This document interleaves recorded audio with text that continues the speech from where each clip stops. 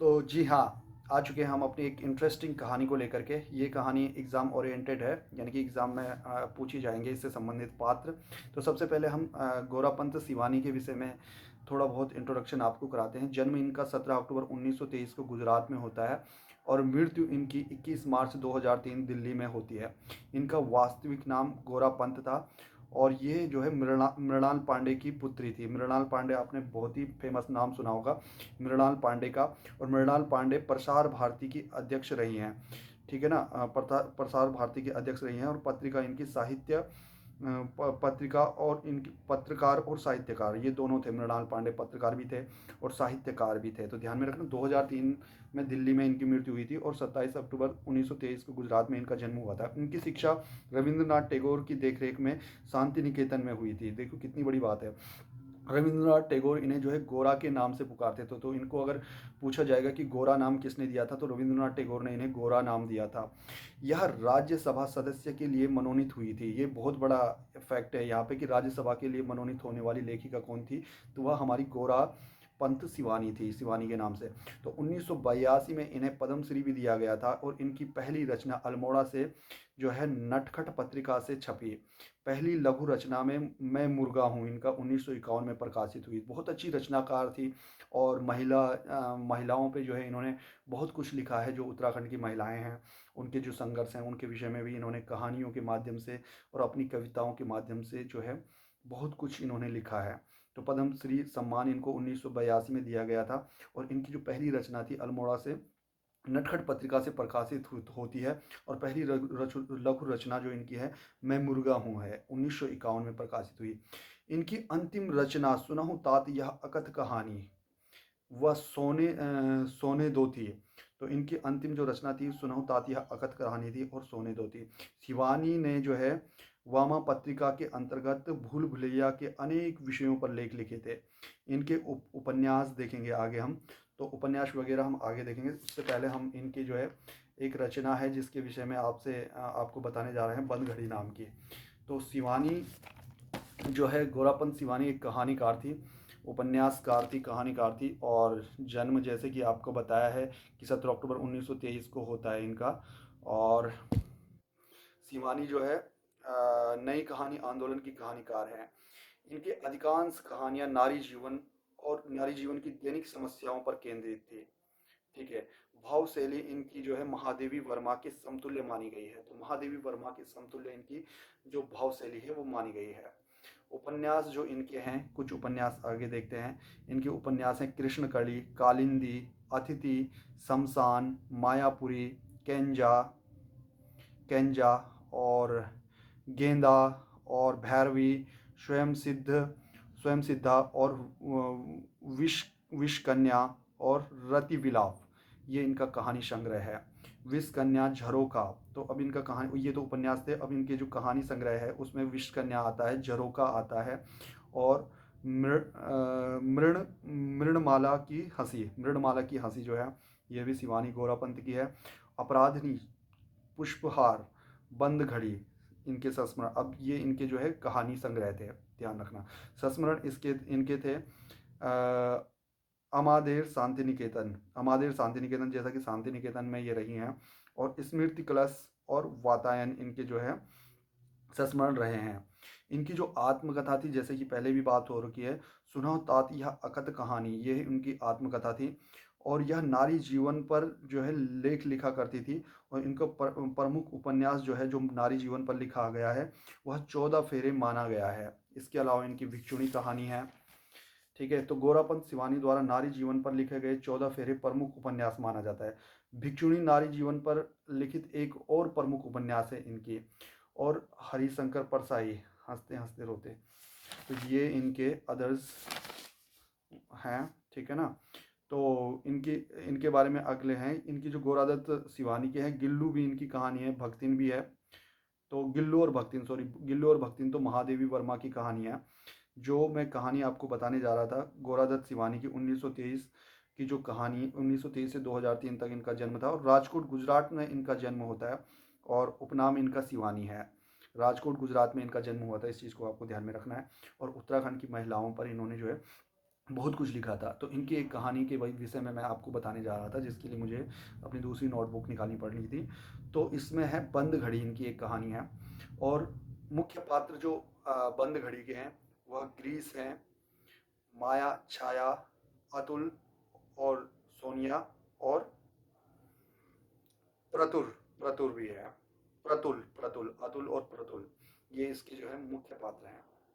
बंद घड़ी जो कहानी है इनकी, यह उत्तराखंड के जो है चमोली या टिहरी जिले से संबंधित है। तो उसमें जो ग्रीस है, ग्रीस इसका मुख्य पात्र होता है। तो ग्रीस रुड़की में इंजीनियरिंग करके आता है कोर कॉलेज से, जहाँ पर मैं इस समय कार्यरत हूँ।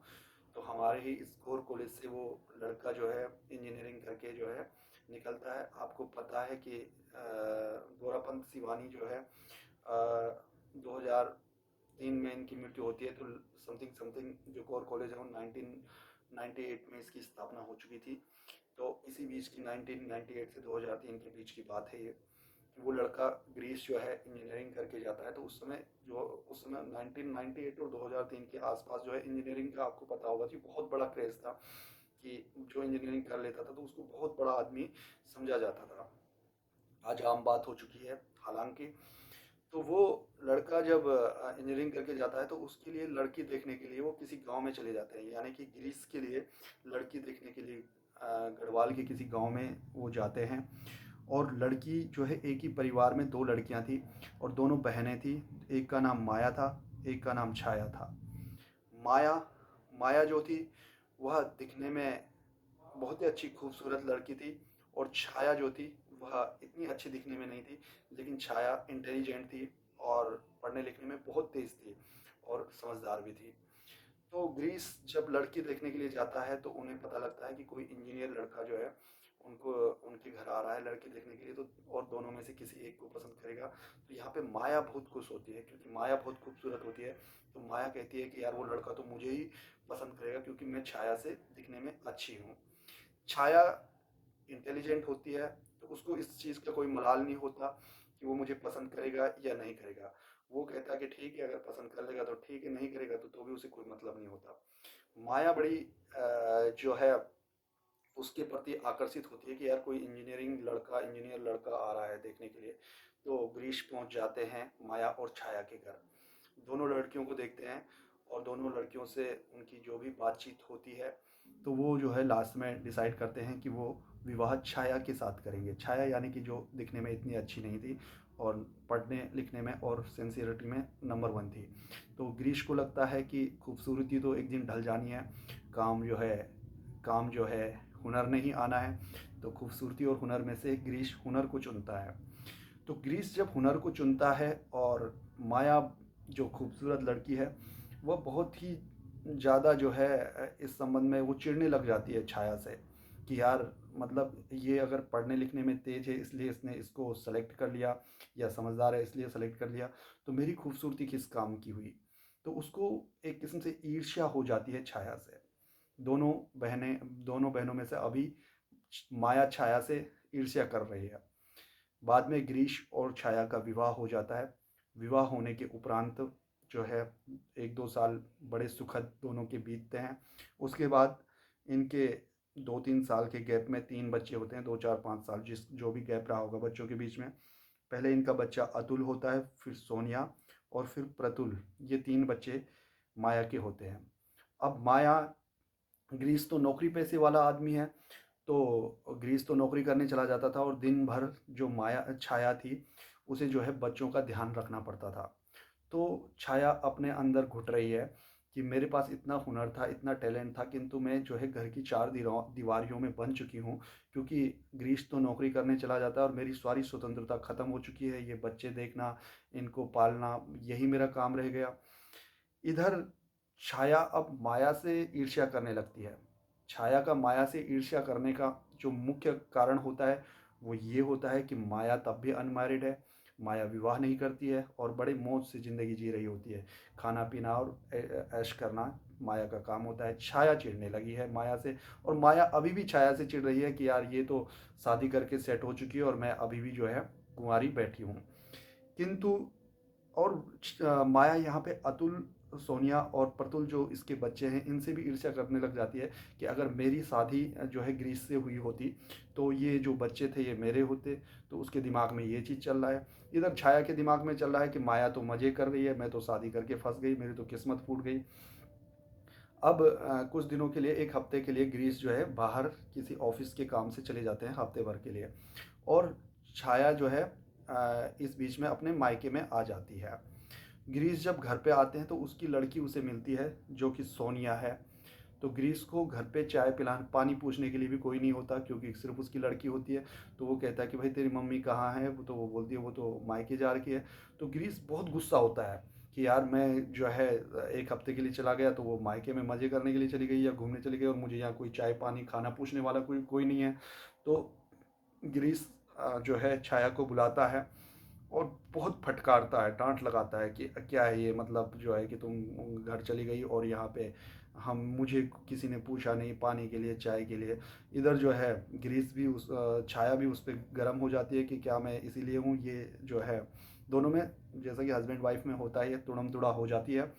और यहाँ पे छाया अब जो है बहुत ही ज़्यादा अपने आप को जो है डिप्रेशन में आ जाती है कि अपने जीवन की तुलना माया के जीवन से करके बहुत डिप्रेशन में छाया आ जाती है। एक दिन छाया के मन में सुसाइड करने का मन बनाती है।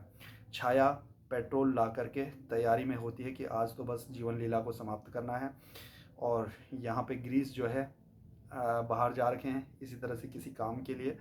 और छाया का मन है कि आज तो बस ख़त्म करना है खुद को। छाया जब खुद को ख़त्म करने की सोचती है तो वो सोचती है कि यार, मतलब खाना बना होता है तो वो सोचती है कि यार मैं बर्तन धो दूँ, ये जूठे बर्तन कौन धोएगा। कल आज आज तो कम से कम मैं बर्तन धो दूँ कि मेरे बच्चे आएँ तो कम से कम उन्हें बर्तन तो साफ़ मिले। तो वो बर्तन धोने पे छाया लग जाती है कि चलो भाई मरने से पहले बर्तन धो देती हूँ। बर्तन धोने के बाद छाया फिर दोबारा सुसाइड करने के लिए जाती है।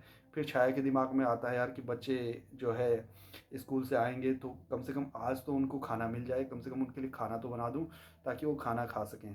तो छाया फिर बच्चों के लिए खाना बनाना शुरू कर देती है, खाना बनाती है और फिर सुसाइड करने के लिए जाती है। अपने पेट्रोल से आग लगाने का प्लान होता है। छाया दोबारा से सुसाइड करने के लिए जाती है और सोचती है यार कि मैंने एक नई साड़ी ला रखी है, लाल साड़ी, क्यों ना मैं उसको एक बार पहन के देख तो लूँ कि मैं कैसी लग रही हूँ, इतनी महंगी साड़ी है वो। तो उसको पहन के देखती है छाया। तो फिर सोचती है यार कि ये साड़ी तो बहुत सुंदर है, क्यों ना मैं इसे पैक करके और ऐसी जगह रख लूँ कि ये साड़ी तो कम से कम बची रहे, मेरे बच्चों के पास मेरी कम से कम एक निशानी तो रहे, मेरी एक साड़ी रहे। तो छाया ये सोचते सोचते जो है ये अपनी साड़ी को जो है बक्से में या किसी अन्य रूम में रखने के लिए जाती है कि ताकि ये साड़ी बच जाए, जले ना, जिस भी रूम में वो सुसाइड करने की, इस प्रकार के कम करने की सोचती है। इतने में बच्चे आ जाते हैं और उसके बाद बच्चों को खाना देना वो करना, तो सुसाइड का प्लान इसमें ख़त्म हो जाता है। तो इस प्रकार की ये कहानी थी। तो कहानी के जो मुख्य पात्र थे इसमें पूछे जाते हैं कि जो बंद घड़ी के पात्र कौन कौन से हैं, ये क्वेश्चन आता है। तो आपसे मैंने जो है बता दिया है कि इसमें ग्रीस जो है बंद घड़ी का पात्र है, माया है, छाया है, अतुल, सोनिया और प्रतुल है। तो ये बहुत ही इम्पोर्टेंट कहानी है गोरापंत सिवानी की। यदि आपको ये कहानी अच्छी लगी हो तो ज़रूर आप कमेंट करके बताएं कि कैसी लगी आपको ये कहानी। और ये कहानी जो है एग्ज़ाम ओरिएंटेड है, इसलिए आपको सुनाना बहुत ज़्यादा ज़रूरी था।